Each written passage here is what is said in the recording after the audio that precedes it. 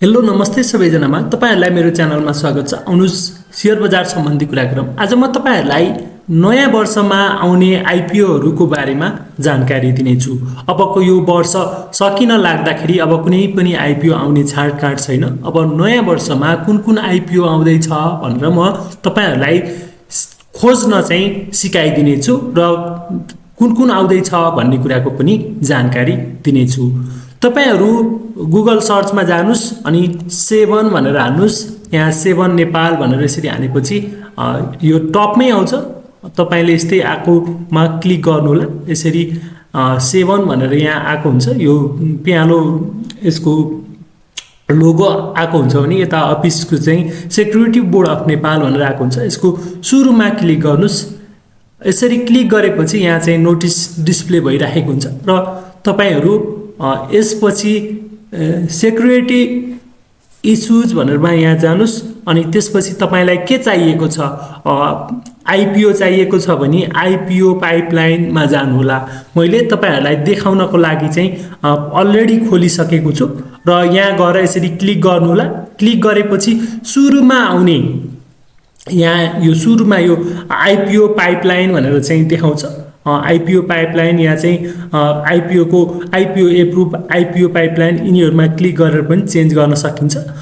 यसमा क्लिक गर्नुभयो भने यहाँ क्लिक गरिदिनु भयो भने यो एउटा पेज खुल्छ र पेज खुलेर यसरी तपाईहरुलाई चाहिँ यो आईपीओ पाइपलाइनमा भनेर यसरी देखाएको हुन्छ र यो सुरुमा चाहिँ अन्डर प्रिलिमिनरी रिभ्यू भनेर चाहिँ सुरुमा कुनै पनि कम्पनीले आईपीओ निकाल्नको लागि दरखास्त दियो भने निवेदन दियो भने 7 ले चाहिँ अन्डर प्रिलिमिनरी रिभ्यूमा लगेर राखेको हुन्छ। यसरी यो अन्डर प्रिलिमिनरी रिभ्यूमा कतिवटा भन्दाखेरि 19 वटा कम्पनी छ। सुरुमा Dish Media Network Private Limited छ। यसरी यामलिङ हाइड्रो पावर लिमिटेड, यसरी कर्मसँग यसरी विभिन्न कम्पनीहरु छ। अन्नपूर्ण केबल कार, यसरी बरुण इन्भेस्टमेन्ट लिमिटेड अनि मारुति सिमेन्ट लिमिटेड, यसरी कालिन्चोक हाइड्रो पावर लिमिटेड तपाईहरुले देख्न सक्नुहुन्छ र अन्तिममा lower Ekhuwa hydro power company limited देख्न सक्नुहुन्छ। त्यस्तै रिभ्यू एन्ड कमेन्ट सेन्डमा चाहिँ कुनै पनि रहेको छैन। अहिले तत्कालै त्यसमा कुनै छैन र review and replied and under review सेक्सनमा चाहिँ यहाँ चाहिँ कतिवटा कम्पनी रहेको छ भन्दाखेरि 16 वटा कम्पनी छ। यिनीहरु अन्तिम चरणमा छन्। एक्वार्ड फार्मास्युटिकल लिमिटेड छ। यो एक्वार्डको फार्मास्युटिकलको चाहिँ आउने छ। तपाईहरुले देख्न सक्नुहुन्छ। यहाँ नम्बर अफ शेयर पनि देख्न सक्नुहुन्छ। यसको 7,06,909 किता चाहिँ आउँदै छ भन्ने कुरा चाहिँ यहाँ चाहिँ तपाईहरुले देख्न सक्नुहुन्छ। यो सबै यहाँ चाहिँ डेटहरु रिप्लाई गरेको डेटहरु सबै देख्न सक्नुहुन्छ। अनि त्यसपछि trade tower limited, Sanima hydro power limited, Kantipur television network limited, IME limited अनि भुजुङ हाइड्रो पावर लिमिटेड अनि जगदम्बा स्टिल, त्यसपछि Solu hydro power limited, Sanvi energy limited, Himstar Urja company limited, Richet Jalvidyut company limited, hotel forest inn limited, Mauling energy limited अनि Dharmakhola hydro energy limited, Beni hydro project limited, यसरी 16 वटा company अब अर्को नयाँ वर्षमा चाहिँ यिनीहरु आईपीओ चाहिँ आउन सक्छ भनेर चाहिँ हामीले यो देख्न सकिन्छ। 7 ले यसलाई चाहिँ एप्रुभ गरिदिएपछि यिनीहरुले निकाल्छन् र यो वर्ष यिनीहरु सम्भवतः आउँदैनन् जस्तो लाग्छ।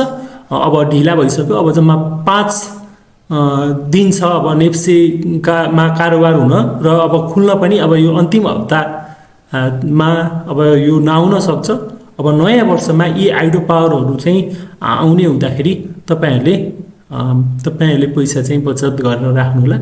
त्यस्तै अब हामी राइट सेयर पनि मेनै हुन्छ। अब तपाईहरुसँग छ भने त्यो चाहिँ खुला हुन सक्छ। अब एप्रुभ भनेर यहाँ चाहिँ क्लिक गर्नुभयो भने यसरी यहाँ एप्रुभमा भएको चाहिँ आउँछ र तपाईहरुलाई मैले पहिल्यै खोलिसकेको छु। यहाँ चाहिँ एप्रुभ भएको चाहिँ हाइड्रो पावर अनि अरु कम्पनीको चाहिँ छ। नारायणी यो यिनीहरू घलेम्दी हाइड्रो पावर लिमिटेड, अनि Singati hydro power limited, Narayan development bank, Arun valley hydro power development company limited र रिद्धि कम्पनी लिमिटेडले चाहिँ यो चाहिँ राइट सेयर चाहिँ निष्कासनको लागि चाहिँ एप्रुभ पाइसकेको छ। यहाँ डेट देख्न सक्नुहुन्छ। त्यस्तै तपाईँहरू यहाँ गएर पाइपलाइनमा गएर फेरि यसको सुरुमा यहाँ इङ्ग्लिसमा चाहिँ सुरुको माथिवटाकोमा चाहिँ इङ्ग्लिसमा क्लिक गर्नुभयो भने फेरि यस्तै खुल्छ र यहाँ यिनीहरू चाहिँ के भएको हुन्छ भन्दाखेरि आइपिओ चाहिँ पाइपलाइनमा भएको छ भने यो चाहिँ देखाएको हुन्छ। यसमा अन्डर प्रिलिमिनरी रिभ्यू भनेर यसमा चाहिँ 8वटा कम्पनीहरू छ। 8वटा कम्पनीमा लिबर्टी अब यिनीहरू एप्रुभ भइसकेको छैन। अब यिनीहरू एप्रुभ हुने क्रममा चाहिँ यो लाइनमा वेटिङमा चाहिँ छन् भनेर चाहिँ हामी बुझ्न सकिन्छ।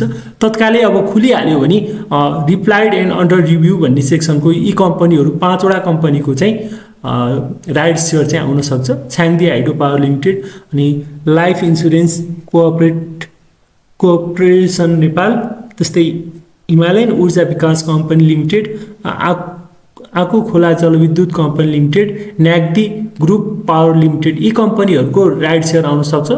यिनीहरूको यहाँ चाहिँ रेसियो देखाएको छ। यो तपाईँहरूले देख्न सक्नुहुन्छ। यो रेसियो, यही रेसियोको आधारमा चाहिँ तपाईँसँग कति सेयर छ त्यही अनुसार चाहिँ एप्लाई गर्न चाहिँ पाइन्छ। यो तपाईँहरूले देख्न सक्नुहुन्छ। यी कम्पनीहरूको मूल्य बढेर जान सक्ने सम्भावना चाहिँ ज्यादा हुन्छ। तपाईँहरूसँग छ भने पनि विचार गरेर होल्ड गर्नुहोला। अहिले तत्कालै बेचिहाल्नुपर्ने स्थितिमा चाहिँ छैन। मनग्गै नाफा भएको छ भने बेच्दा पनि खासै फरक पर्दैन र यी कम्पनीहरू अन्डर प्रिलिमिनरी रिभ्यूमा छन् भनेर चाहिँ हामीले थाहा पाउन सकिन्छ। र हामी सेभनको वेबसाइटमा गयौँ भने पनि धेरै कुराहरू तपाईँले इन्फर्मेसनहरू चाहिँ पाउन सक्नुहुन्छ। त्यस्तै तपाईँहरूलाई एफपिओको बारेमा पनि जानकारी गर्नु पऱ्यो भने यही जानुहोला। यसरी एफपिओ भन्ने ठाउँमा यो एफपिओको सेक्सनमा गएर यसरी एप्रुभ र पाइपलाइनमा गएर हेर्नुभयो भने तपाईँहरूले यहाँ चाहिँ पाउन सक्नुहुन्छ। र धेरै कुराहरू चाहिँ यहाँ चाहिँ न्युज छ। विश्व वित्तीय सप्ताह 24 ग्लोबल मनी विक 24 को अवसरमा धितो पत्र बजारमा लगानी गर्ने लगानीकर्ताका लागि बोर्डको मुख्य सन्देश भनेर यहाँ चाहिँ मुख्य सन्देशहरू दिएको छ। तपाईँहरूले यसमा क्लिक गरेर हेर्न सक्नुहुन्छ। र अब आउने आइपिओहरू पनि तपाईँहरूलाई जानकारी भइसक्यो। यी कम्पनीहरूको आइपिओ तत्कालै सेभनले चाहिँ एप्रुभ गरेर आउन सक्छ भन्ने कुरा चाहिँ तपाईँहरूलाई थाहा भइसक्यो। र यो भिडियो अन्तिमसम्म हेर्नुभएकोमा तपाईँहरूलाई धेरै धेरै धन्यवाद छ। र तपाईँहरू नयाँ हुनुहुन्छ भने हाम्रो च्यानलमा जोडिनुहोला भन्दै यो भिडियोबाट बिदा हुन्छु। हस्त, धन्यवाद।